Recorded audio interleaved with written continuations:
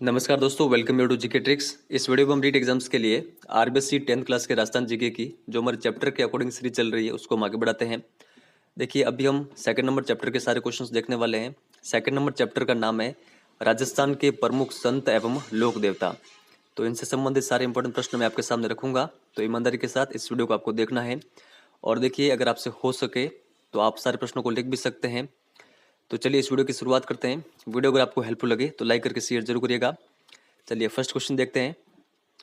निम्न में से कौन सा सही सुमेलित नहीं है लोक देवता और उनके प्रमुख स्थल के संबंध में। देखिए, जितने भी बुक के अंतर्गत लोक देवता और संत दे रखे हैं उनके क्वेश्चन मैंने पहले ले लिए उनके प्रमुख स्थलों से संबंधित। तो जो पहले के 4 क्वेश्चन है उसके माध्यम से मैं आपके सामने 20 फैक्ट रखने वाला हूँ जो कि आपको ध्यान रखने हैं। तो चलिए देखते हैं। फर्स्ट ऑप्शन यहाँ पर दे रखा है गोगा जी ददरे वचूरू। सेकंड दे रखा है तेजा जी खरनाल नागौर। फिर दे रखा है पाबू जी कोलू जोधपुर, देवनारायण जी दिलवाड़ा सिरोही, रामदेव जी रूनीचा जैसलमेर। देखिए यहाँ पर करेक्ट आंसर क्या होगा, कौन सा सही सुमेलित नहीं है, ऑप्शन नंबर 4। देखिए, दिलवाड़ा सिरोही में नहीं है देवनारायण जी का मंदिर। देवनारायण जी का जो प्रमुख मंदिर है वो है आसिंद भीलवाड़ा में, ये आप ध्यान रखिएगा। तो यहाँ पर हमारा करेक्ट आंसर होगा ऑप्शन नंबर 4। बाकी के जितने भी ऑप्शन दे रखे हैं ये सही सुमेलित है, तो इन सभी के बारे में आपको ध्यान रखना है। यहाँ से आपके 5 क्वेश्चन रेडी होते हैं। आगे चलते हैं। निम्न में से कौन सा सही सुमेलित नहीं है लोक देवता और उनके प्रमुख स्थल के संबंध में। मल्लीनाथ जी तिलवाड़ा बाड़मेर, मेहाजी मांगलिया बापिणी गांव जोधपुर, हड़बू जी बुंडेल नागौर, संत धन्ना जी धुवन टोंक, संत पिपा मुकाम बीकानेर। देखिए, यहाँ पर जो इसका करेक्ट आंसर होगा वो होगा ऑप्शन नंबर 5। संत पिपा का जो प्रमुख स्थल है वो है समदड़ी बाड़मेर में, ना कि मुकाम बीकानेर में। तो इस तरह ये गलत हो जाता ऑप्शन। बाकी के जितने भी ऑप्शन दे रखे हैं ये सभी सही है, तो इन सभी फैक्ट के बारे में आपको ध्यान रखना है। आगे चलते हैं। निम्न में से कौन सा सही सुमेलित नहीं है लोक देवता और उनके प्रमुख स्थल के संबंध में।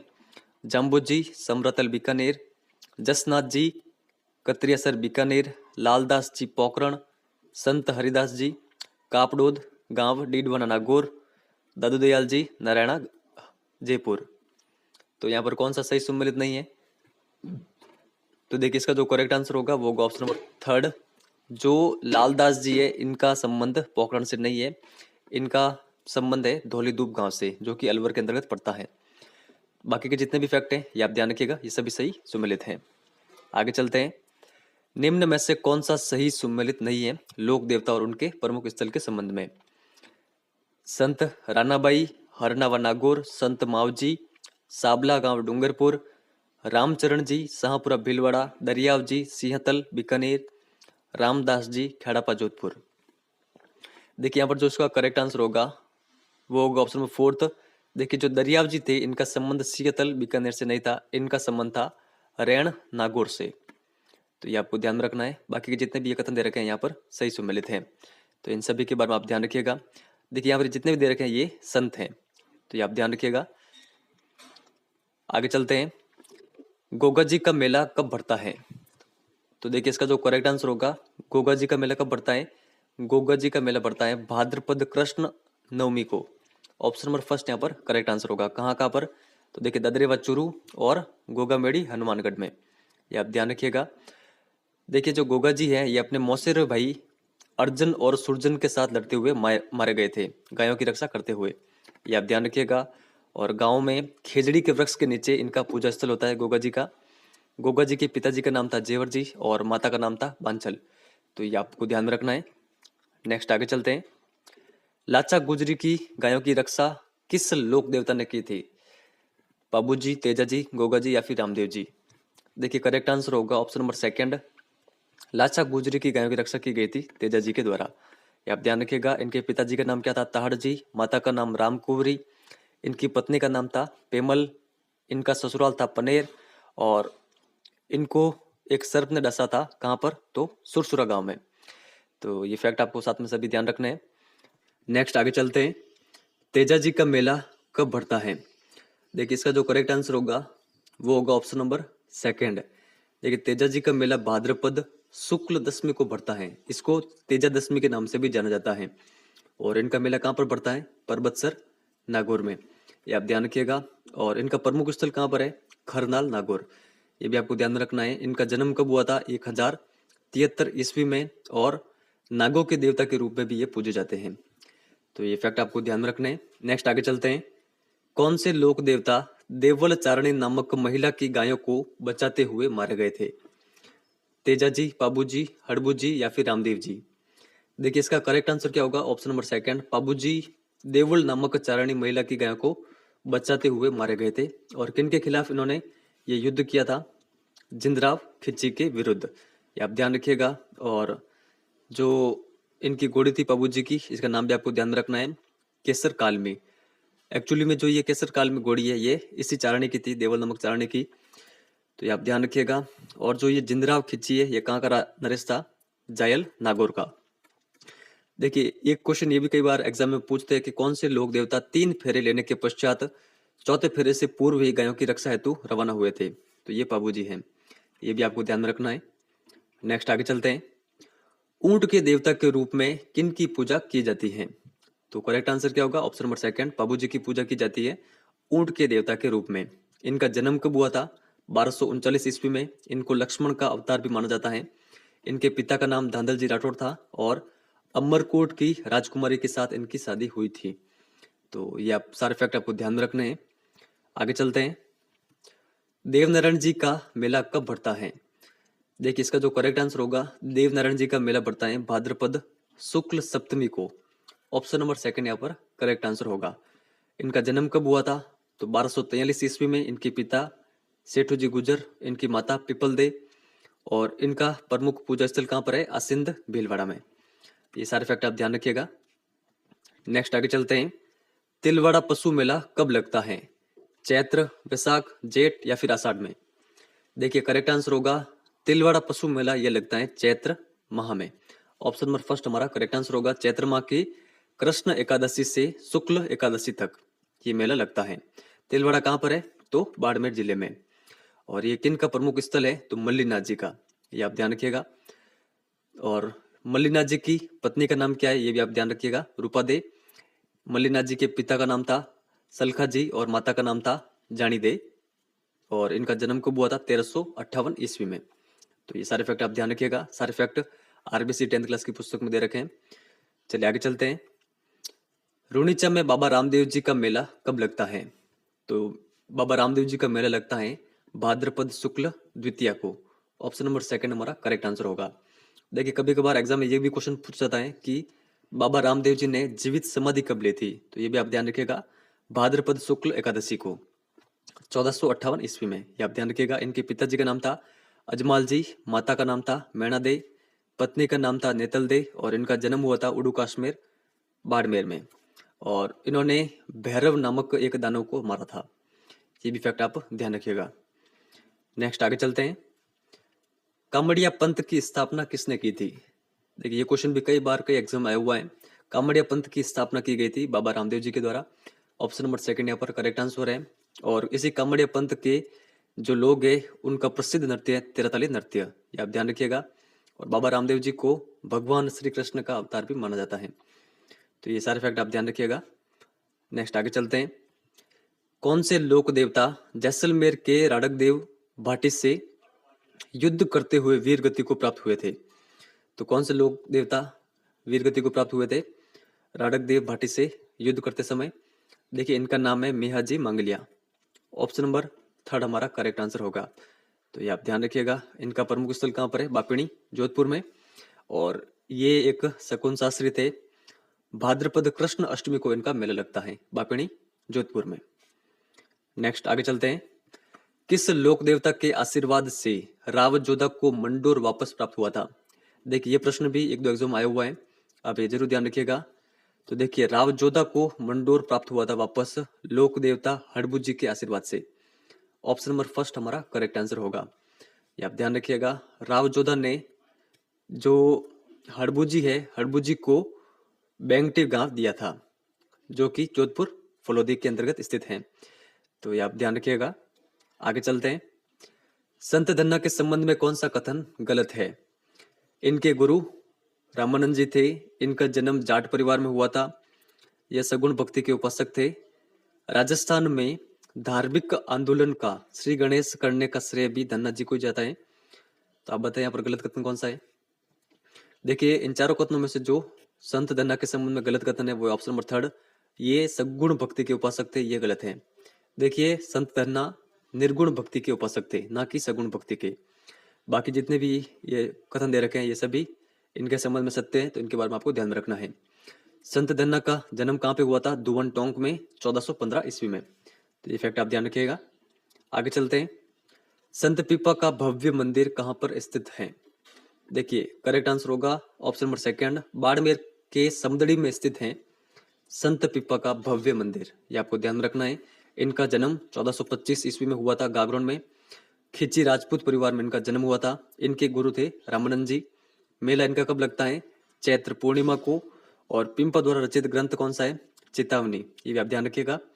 और इन्होंने मूर्ति पूजा का विरोध किया था और ये भी निर्गुण भक्ति के उपासक थे संत धन्ना की तरह। तो ये सारे फैक्ट आप ध्यान रखिएगा, यहाँ से काफी क्वेश्चन बन सकते हैं, तो इन फैक्ट के बारे में आपको ध्यान रखना है। जाम्बोजी ने किस स्थान पर विष्णु संप्रदाय का प्रवर्तन किया था? देखिए करेक्ट आंसर होगा ऑप्शन नंबर सेकंड, समरतल बीकानेर में विष्णु संप्रदाय की स्थापना या फिर प्रवर्तन किया गया था जाम्बोजी के द्वारा 1485 ईस्वी में। तो ये आप ध्यान रखिएगा। जाम्बोजी का जन्म कब होता है? 1451 के अंतर्गत पीपसर नागौर में।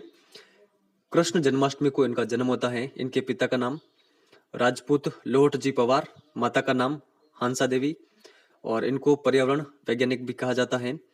और इन्होंने अपना शरीर कहाँ पर त्यागा था? लालासर गांव में। इनकी समाधि मुकाम बीकानेर के अंतर्गत स्थित है। इनका मेला वर्ष में 2 बार लगता है, फाल्गुन और आश्विन की अमावस्या को। तो ये सारे फैक्ट आप ध्यान रखिएगा, यहाँ से भी आपके काफी अधिक क्वेश्चन रेडी हो सकते हैं, तो इनके बारे में आपको ध्यान में रखना है। नेक्स्ट आगे देखते हैं। रावलूणकरण को बीकानेर का राजपद पाने का वरदान किस लोक संत ने दिया था? तो इनका नाम क्या है? देखिए यहाँ पर करेक्ट आंसर होगा लूणकरण को बीकानेर का राजपद पाने के लिए वरदान दिया गया था जसना जी के द्वारा। ऑप्शन नंबर थर्ड हमारे यहाँ पर करेक्ट आंसर होगा। जसना जी के पिताजी का नाम था हमीर जी जानी जाट, माता का नाम था रूपा दे। इनका जन्म 1482 ईस्वी में कत्रियासर बीकानेर में हुआ था। इनका तपस्या स्थल था गोरखमालिया बीकानेर, और इन्होंने एक तांत्रिक लोह पांगल के घमंड को भी चकनाचूर किया था जसना जी ने। तो ये भी आप ध्यान रखिएगा, सारे फैक्ट दे रखे बुक में। और देखिए सिकंदर लोदी ने कत्रियासर के पास में जसना जी को भूमि दी थी। ये फैक्ट काफी अधिक इंपॉर्टेंट, आपको ये ध्यान में रखना है। और इन्होंने अपनी जीवित समाधि कहाँ पर ली थी? कत्रियासर में ही। और कब ली? तो आश्विन शुक्ल सप्तमी को 1506 ईस्वी में। तो ये फैक्ट आप सारे ध्यान रखिएगा। इसमें देखिए इनका जो तपस्या स्थल है ये आपको जरूर ध्यान रखना है, और प्रमुख स्थल कत्रियासर बीकानेर में ही है। और सिकंदर लोदी ने इनको कत्रियासर के पास में भूमि दी थी, ये भी आपको ध्यान में रखना है। आगे चलते हैं। कत्रियासर में जसनाथ जी का विशाल मेला कब लगता है? देखिए करेक्ट आंसर होगा इन तीनों दिनों को कत्रियासर में जसनाथ जी का विशाल मेले लगते हैं। तो सभी हमारा करेक्ट आंसर होगा। तो ये कौन कौन सी? आश्विन शुक्ल सप्तमी, माघ शुक्ल सप्तमी और चैत्र शुक्ल सप्तमी को। आप ये कंटेस्टली ध्यान रखिएगा। एक फैक्ट आप ये भी ध्यान रखिएगा कि जो ये जसनाती संप्रदाय है इनका प्रसिद्ध नृत्य कौन सा है? अग्नि नृत्य। तो ये भी आप ध्यान रखिएगा। नेक्स्ट आगे देखते हैं। लोक संत लालदास जी की समाधि कहां पर है? देखिए करेक्ट आंसर होगा शेरपुर अलवर के अंतर्गत, ये आप ध्यान रखिएगा। और देखिए इनका जन्म कहां पर हुआ था? लालदास जी का इनका जन्म हुआ था धौलीदूब गांव, ये भी अलवर के अंतर्गत ही पड़ता है, वहां पर इनका जन्म हुआ था। और नगला जहाज भरतपुर में भी इनका प्रमुख स्थल है, ये भी आपको ध्यान में रखना है। नीचे आप और भी एक्स्ट्रा फैक्ट देख लीजिए। 1504 में इनका जन्म हुआ था धौलीदूब गांव में। इनके पिता का नाम था चांदबल और माता का नाम था समदा। तिजारत के फकीर गदन चिश्ती से ये दीक्षित हुए थे। बांदोली गांव में सिंह शिला पहाड़ पर इन्होंने अपनी कुटिया बनाई थी। आश्विन मास की एकादशी और माघ पूर्णिमा को इनका मेला लगता है। तो ये फैक्ट आप ध्यान रखिएगा। निरंजनी संप्रदाय की स्थापना किसने की थी? देखिए करेक्ट आंसर क्या होगा? निरंजनी संप्रदाय की स्थापना की गई थी हरिदास जी के द्वारा। ऑप्शन नंबर थर्ड हमारा करेक्ट आंसर होगा। हरिदास जी का जन्म कब हुआ था? 1455 ईस्वी में। कहां पर? कापडूद गांव डीडवाना नागौर में। ये निर्गुण भक्ति के उपासक थे और इन्होंने परमात्मा को अलख निरंजन कहा था। तो ये आप ध्यान रखिएगा सारे फैक्ट। आगे चलते हैं। दादू दयाल ने अकबर से फतेहपुर सीकरी में कब भेंट की थी? देखिए करेक्ट आंसर होगा ऑप्शन नंबर थर्ड 1585 ईस्वी में। तो ये आप ध्यान रखिएगा, ऑप्शन नंबर थर्ड हमारा करेक्ट आंसर होगा। देखिए जो दादू दयाल जी है इनको राजस्थान का कबीर कहा जाता है। इनका जन्म अहमदाबाद में हुआ था। कब? 1544 ईस्वी में। इन्होंने दीक्षा किनसे ली थी? वृद्धानंद जी से। ये आप ध्यान रखिएगा।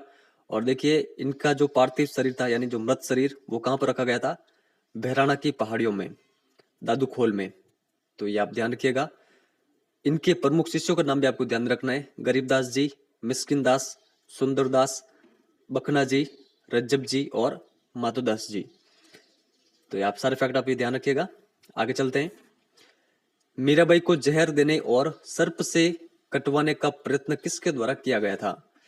देखिए करेक्ट आंसर होगा ये इनके देवर विक्रमादित्य के द्वारा ये प्रयास किए गए थे, जहर देने के और सर्प से कटवाने के। तो ऑप्शन नंबर फोर्थ हमारा करेक्ट आंसर होगा। मीराबाई का जन्म कहाँ पर होता है? कुटकी ग्राम पाली में। इनके पिता का नाम था रतन सिंह जी और दादा का नाम था दूधा। और देखिए जो मीराबाई थी ये द्वारिका में रणछोड़ जी की मूर्ति में विलीन हो जाती है 1547 में। तो ये फैक्ट आप ध्यान रखिएगा। आगे चलते हैं। राजस्थान की दूसरी मीरा किस लोक संत को कहा जाता है? देखिए करेक्ट आंसर होगा संत राणाबाई को राजस्थान की दूसरी मीरा कहा जाता है। इनका जन्म देखिए 1504 ईस्वी में एक जाट परिवार में होता है। इनके पिता का नाम था राम गोपाल जी और माता का नाम था गंगा देवी बाई। समाधि इन्होंने कहाँ पर ली थी? हरनावा, जो कि मकराना के पास पड़ता है नागौर में। आप ये ध्यान रखिएगा। और इनका मेला कब पड़ता है संत राणाबाई का? तो भाद्रपद शुक्ल त्रयोदशी को। तो ये आप ध्यान रखिएगा फैक्ट सारे। आगे चलते हैं। निष्कलंक संप्रदाय की स्थापना किसने की थी? देखिए करेक्ट आंसर होगा ऑप्शन नंबर थर्ड संत मावजी के द्वारा निष्कलंक संप्रदाय की स्थापना की गई थी। संत मावजी का जन्म कब होता है? 1714 ईस्वी में साबला डूंगरपुर में। इन्होंने वेणेश्वर धाम की भी स्थापना की थी। इनका प्रसिद्ध जो ग्रंथ है वो है चौपड़ा। ये आप ध्यान रखिएगा। और देखिए जो संत मावजी के अनुयायी है ये मावजी को भगवान विष्णु का कल की अवतार मानते हैं। ये भी फैक्ट आप ध्यान रख सकते हैं। नीचे वाला फैक्ट आपको जरूर ध्यान रखना है, काफी अधिक इंपॉर्टेंट है। माघ शुक्ल पूर्णिमा को 100 माही जाखम नदियों के त्रिवेणी संगम पर मेला लगता है। तो ये आप ध्यान रखिएगा। नेक्स्ट आगे चलते हैं। राम स्नेह संप्रदाय के संस्थापक माने जाते हैं। देखिए करेक्ट आंसर होगा राम स्नेह संप्रदाय के संस्थापक माने जाते हैं रामचरण जी। देखिए जो राम स्नेह संप्रदाय है इसकी कुल 4 प्रधान शाखाएं थी। रामचरण जी का संबंध किससे था? किस शाखा से? तो शाहपुरा शाखा से। जो दरियाव जी है इनका संबंध रैण शाखा से था। रैण कहाँ पर पड़ता है? नागौर में। हरिराम दास जी इनका संबंध था सियातल बीकानेर से। और रामदास जी का संबंध था खेड़ापा जोधपुर से। ये आप ध्यान रखिएगा। और ये फैक्ट भी आप ध्यान रखिएगा। रामस्नेह संप्रदाय का जो एक महोत्सव है फूल डोल महोत्सव वो काफी अधिक फेमस है। तो ये आप ध्यान रखिएगा। नेक्स्ट आगे चलते हैं। राव बिका जोधपुर छोड़कर जांगल प्रदेश कब आए थे?